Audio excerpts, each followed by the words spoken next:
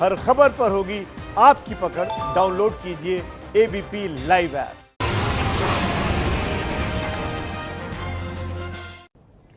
नमस्कार, सुबह के 11 बज रहे हैं। एबीपी न्यूज पर हाजिर हूं मैं रुमाना इसार खान। सरदार पटेल की जयंती पर पीएम मोदी गुजरात में हैं। आज सुबह पीएम मोदी ने सरदार को श्रद्धांजलि दी। थोड़ी देर में सिविल सर्विसेज के ट्रेनी अधिकारियों को संबोधित भी करने वाले हैं प्रधानमंत्री नरेंद्र मोदी, और उसके बाद केवड़िया से अहमदाबाद के लिए वो सी प्लेन से उड़ान भरेंगे और इसी उड़ान के साथ देश में शुरुआत होगी सी प्लेन सेवा की। तो आज सी प्लेन की उड़ान की शुरुआत हिंदुस्तान में होने जा रही है, जिसका उद्घाटन इस सफर से प्रधानमंत्री नरेंद्र मोदी करेंगे। वहीं केवड़िया में एकता परेड, सरदार साहब की जयंती के मौके पर 145वीं जयंती, जिसे देश एकता दिवस के तौर पर मनाता है। 2014 में जब नरेंद्र मोदी सरकार सत्ता में आई थी, तभी से सरदार पटेल की जयंती को एकता दिवस के तौर पर देश मना रहा है।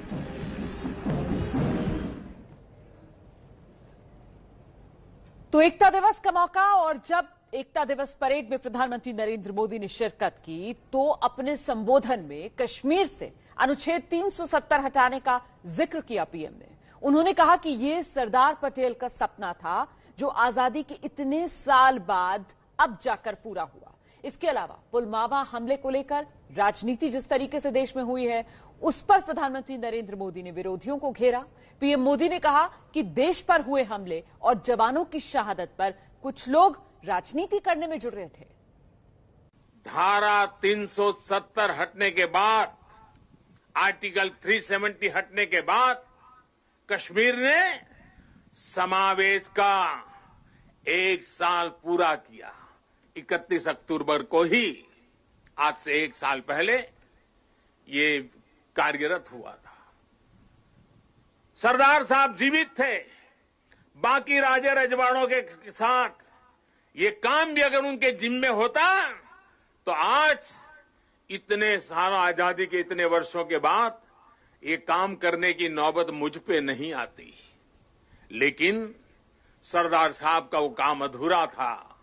उन्हीं की प्रेरणा से 130 करोड़ देशवासियों को उस कार्य को भी पूरा करने का सौभाग्य मिला है।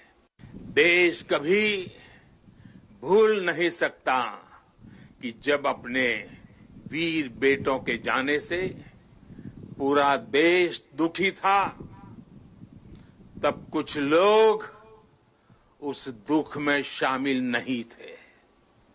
वो पुलवामा हमले में भी अपना राजनीतिक स्वार्थ खोज रहे थे, अपना राजनीतिक स्वार्थ देख रहे थे। देश भूल नहीं सकता कि तब कैसी कैसी बातें कही गई, कैसे कैसे बयान दिए गए। देश भूल नहीं सकता कि जब देश पर इतना बड़ा घाव लगा था, तब स्वार्थ और अहंकार से भरी भद्दी राजनीति कितने चरम पर थी। हम सीधे रुक करते हैं। इस वक्त मेरे साथ मेरे सहयोगी नीरज पांडे मौजूद हैं, विकास भदौरिया मौजूद हैं। पहले विकास के पास आपको सीधे लेकर चलते हैं। विकास, पुलवामा को लेकर जिस तरीके का बयान प्रधानमंत्री नरेंद्र मोदी की तरफ से दिया गया अपने संबोधन में, साफ तौर पर कहा जा सकता है कि एक आतंकवादी हमले पर जो भद्दी राजनीति देश में हुई, क्योंकि माहौल चुनाव का था, उसी की पोल खोल के रख दी आज।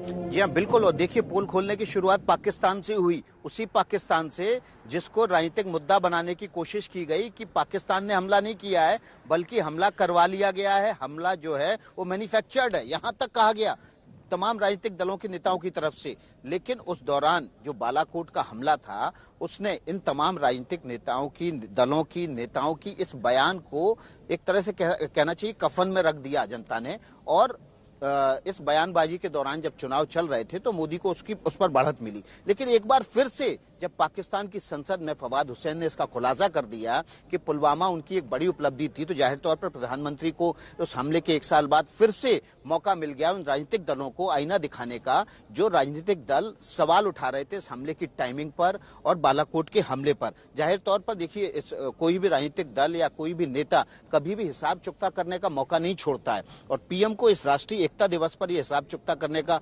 मौका मिला। और देखिए, जो मंच था वो विकास का मंच था, यानी कि वो एक ऐसी यहाँ पर योजना शुरू करने जा रहे हैं जो भारतीय उड़ान के इतिहास में एक नया मील का पत्थर साबित होगी। और उसी मंच से उन्होंने उन तमाम दलों को आईना दिखाया कि भैया देश पहले है, दल बाद में, तो पहले देश के लिए काम कर लो। और देखिए, मैं आपको उसी विकास की तस्वीर दिखाता हूँ। ये हम सरदार सरोवर डैम के तालाब नंबर 3 पर। विकास भदौरिया, हम लगातार ये तस्वीरें दर्शकों को आगे दिखाएंगे। सीप्लेन को लेकर आगे एक बड़ी कवरेज भी हमने आपके लिए तैयार की हुई है, लेकिन फिलहाल जरा हम बात कर रहे हैं प्रधानमंत्री नरेंद्र मोदी के संबोधन की। एकता दिवस परेड, उसमें शामिल होने के बाद जो पीएम का संबोधन था, और अपने इस संबोधन के जरिए प्रधानमंत्री नरेंद्र मोदी ने देश के उन नेताओं को आईना दिखाया जो अपनी राजनीति साधने के लिए, अपने राजनीतिक स्वार्थ के लिए देश हित को भूल जाते हैं। सरदार पटेल की जयंती के मौके पर एकता परेड को संबोधित करते हुए पीएम मोदी ने बिना नाम लिए चीन और पाकिस्तान को भी चेतावनी दी। कहा, आज दुश्मनों की नजर ही नहीं, नजरिया भी बदला। पीएम ने बिना नाम लिए आतंकवाद के मुद्दे पर पाकिस्तान पर जबरदस्त प्रहार किया। प्रधानमंत्री नरेंद्र मोदी की तरफ से कहा गया, भारत पहचानता है आतंकवाद को भी, आतंकवाद के समर्थकों को भी। सीमाओं पर भी भारत की नजर और नजरिया अब बदल गए हैं। आज भारत की भूमि पर नजर गड़ाने वालों को मुंह तोड़ जवाब देने की ताकत हमारे वीर जवानों के हाथ में है। आज का भारत सीमाओं पर सैकड़ों किलोमीटर लंबी सड़कें बना रहा है, दर्जनों ब्रिज, अनेक सुरंगें लगातार बनाता चला जा रहा है।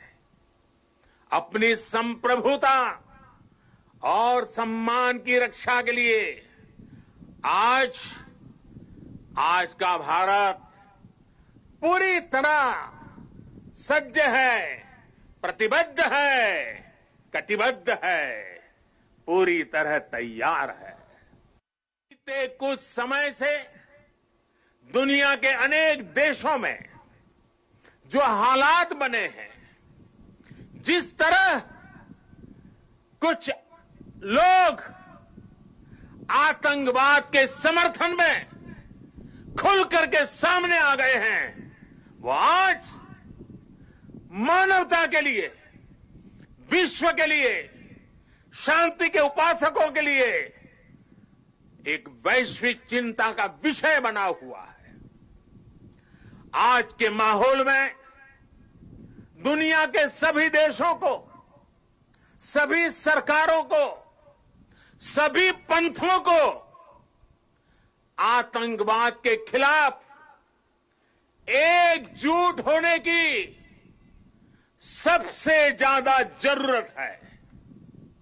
शांति, भाईचारा और परस्पर आदर का भाव ही मानवता की सच्ची पहचान है।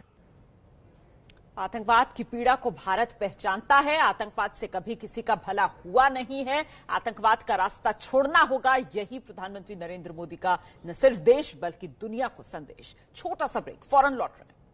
तो लौह पुरुष की 145वीं जयंती आज और देश उन्हें नमन कर रहा है। प्रधानमंत्री नरेंद्र मोदी का एकता दिवस के मौके पर देश को संबोधन, इस संबोधन से प्रधानमंत्री नरेंद्र मोदी ने आतंकवाद के खिलाफ बड़ा संदेश दिया है। बिना नाम लिए पाकिस्तान और चीन पर करारा हमला बोला है और साथ ही साथ देश में भी नेताओं को आईना दिखाने का काम प्रधानमंत्री नरेंद्र मोदी की तरफ से किया गया। मुझे लगता है नीरज पांडे के पास अब हमें चलना चाहिए। नीरज, ये संबोधन प्रधानमंत्री नरेंद्र मोदी का आपने भी सुना, सबसे महत्वपूर्ण इसमें आपको क्या लगा?